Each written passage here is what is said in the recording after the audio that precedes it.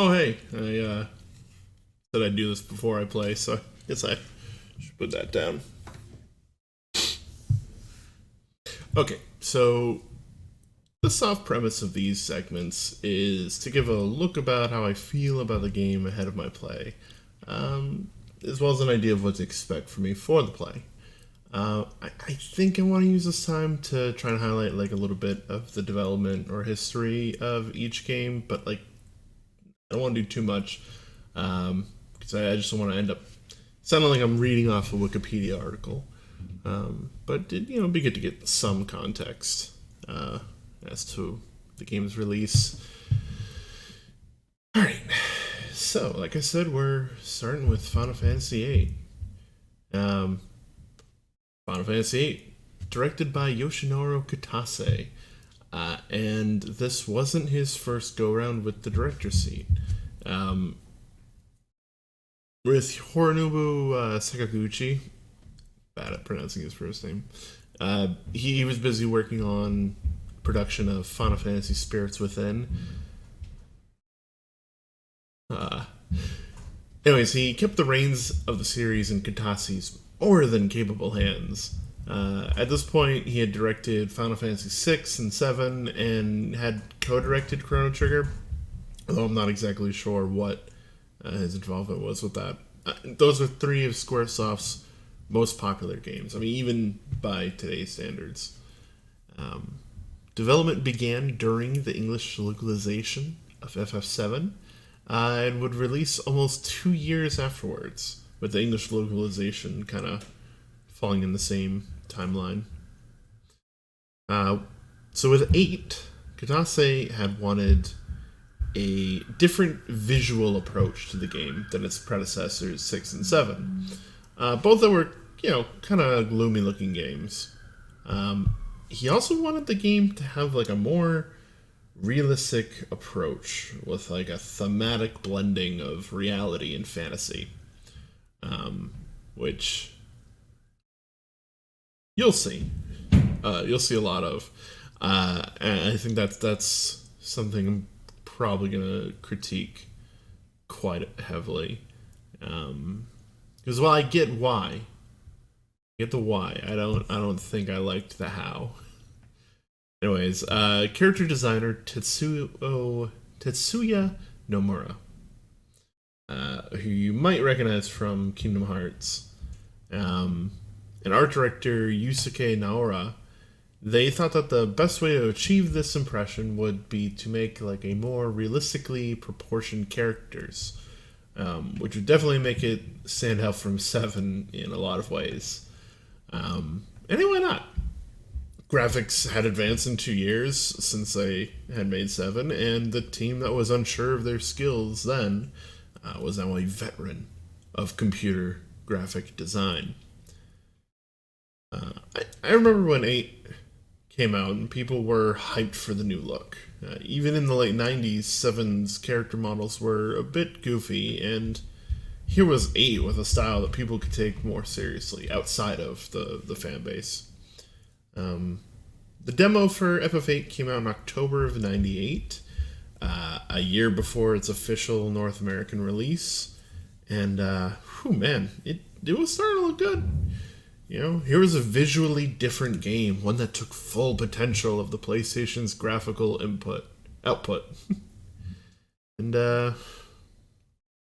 yeah, while I think there was a big push for the graphical edge that 8 has over its predecessors, but I've always thought of the game as kind of a visual mess. But there's just a lot of over-designed characters, and they stand shoulder to shoulder with these completely bland ones, which is something I think Nomura kind of has an issue with.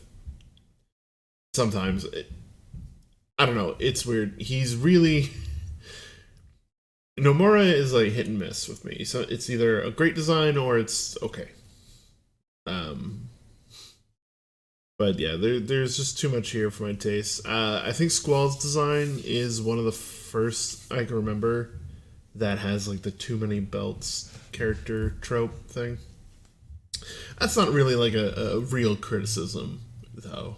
I mean, character design can be whatever. It's not a big deal. FF8 was the first time that I can remember where the romance between two characters played an incredible focus on the plot.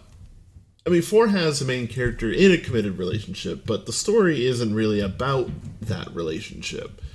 It just happens to use the pair in certain scenarios.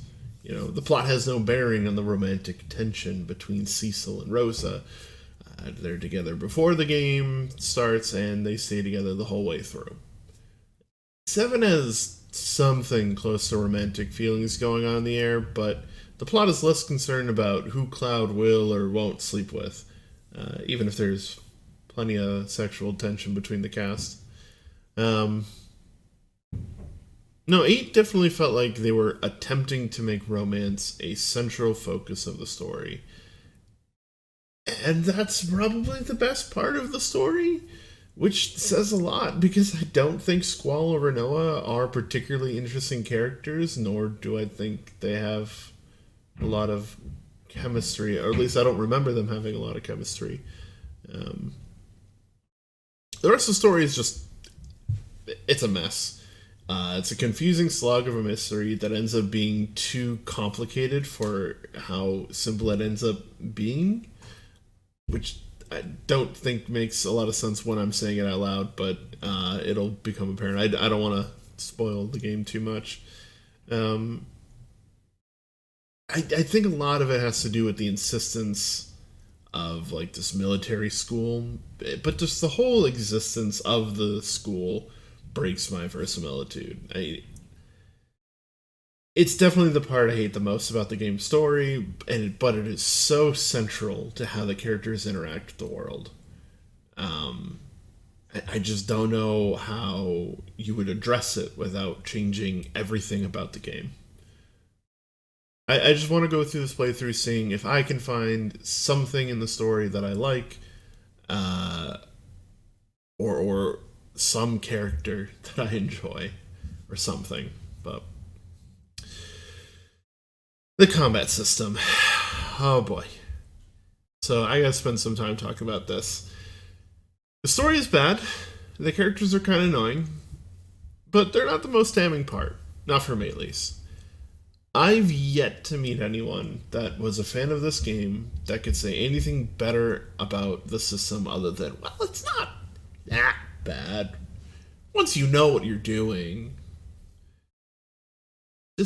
I think the whole thing is awful. I'm probably going to have to go into details with the game system, because it's not really a spoiler, you're going to see most of this anyway, but it's also important to explain what it is I want to do with this playthrough. So, in a typical RPG, the levels of the monsters is something that's more or less predetermined. The game is designed so that as the story progresses, you'll face off against tougher and tougher foes. Not quite the case with FF8. The enemy levels scale alongside the average level of your team, meaning if you get a high enough level, with even the simplest of monsters will be extraordinarily difficult to handle. I believe story bosses are given like a level cap so you don't accidentally make the game unplayable if you get too high a level, but so it makes sense though that you wouldn't want to level too much, right? Just enough to get like stats you need? Well, so the way FF8 does stats isn't necessarily by level. I actually don't know the numbers, and I don't know if you get any stats from leveling because of the system. So FF8 relies on these guardian forces, or GFs, as I'm going to call them, because the game does, and it's just easier that way. Each character can equip GF, and each GF has their own abilities.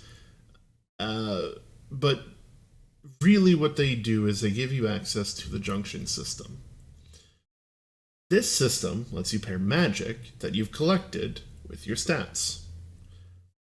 it can be used to enhance like elemental offense or defense, like absorbing fire or dealing poison. But its main use is to pair powerful magic with your main stats like HP and strength in order to boost them. Simple enough, right? Higher levels in FF8, what it means is you have access to better spells from monsters. I think like at level 30 it caps out. So at about that point, you'll be guaranteed to get the best you could possibly get from any given monster, whether it's a boss or a random mob. But how do you get spells from monsters? Well, that's where they invented the system called the draw system. So instead of magic being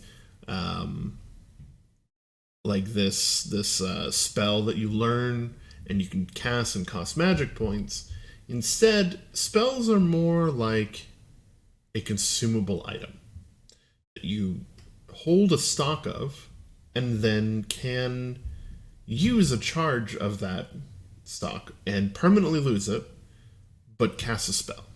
And you can hold up to 100 of each spell.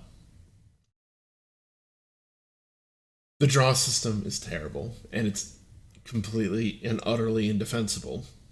The way you get these spells is you go up to a monster and you draw from it. When you do, it allows you to store, absorb, like a handful. I think it is affected by a stat. I don't remember what the stat is. So, but in the beginning, you're collecting 7, 8 at a time, up to 100. And you have to do this. This isn't like an optional thing. This is the way that the game tells you this is how you get magic. So, if you're storing spells to allocate them to your stats, does it ever make sense to use those spells? And the answer is no, it doesn't. There's a system that encourages you to never level, to never engage in meaningful combat that doesn't involve spamming draw or attack. And occasionally using the summons. But wait, I hear one of my friends cry out, "You're forgetting that you don't need to draw once." Yep. And to that end, he is correct. You don't. You can refine items that you find throughout the world into powerful spells. Find a tent, turn it into something or another. Totally possible, but not cheap. It still involves grinding for a ton of money to buy the items you need, or finding the right rare items in the world, which raises the level of the monsters in the game. But what if there was a way to get all of those items without enduring combat? Welcome to Triple Triad the game. Programmer Kentaro Yasui conceived and implemented the minigame into 8 as a way to like keep players interested between major plot points. I've had people tell me that this is their favorite part of the game. Triple Triad is okay. When it was originally developed, it was supposed to be about trading cards, but Yasumi insisted that there be like an ability put into the game, one that would allow the players to transform cards into items. The rarer the card, the rarer the items. And that's going to be the playthrough. Play Triple Triad, get cards, turn cards into items, turn items into magic. Never get into combat that I can't avoid. If done right, I should end the game at about level 7 or 8 or so. I'm pretty sure I messed something up at some point, but if the several guides I've read are any indication, it's a few hours of grinding cards from players and a few hours of grinding AP, and you'll see how that works. and just a cakewalk of every boss fight after. I'm sorry, cakewalk of easy boss fight after easy boss fight. I'm legitimately looking forward to doing it this way. So without further ado.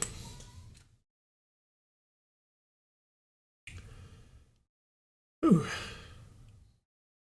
Getting kind of drowsy.